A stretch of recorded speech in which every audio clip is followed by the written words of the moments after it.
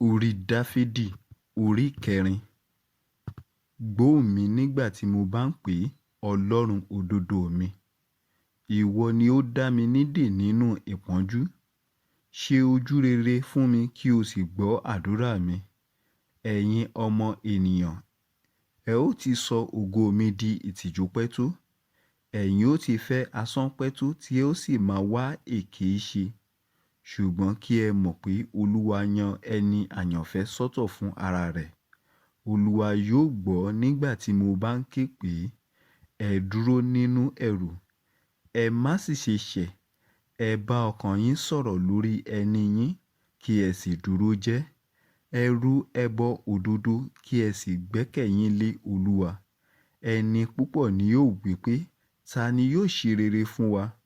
Olúwa, ìwọ gbé ìmọ́lẹ̀ ojú rẹ sókè sí wa lára. Ìwọ ti fi ayọ̀ sí mi nínú. Ju ìgbà náà lọ tí ọkàn wọn àti ọtí wáìnì wọn di púpọ̀.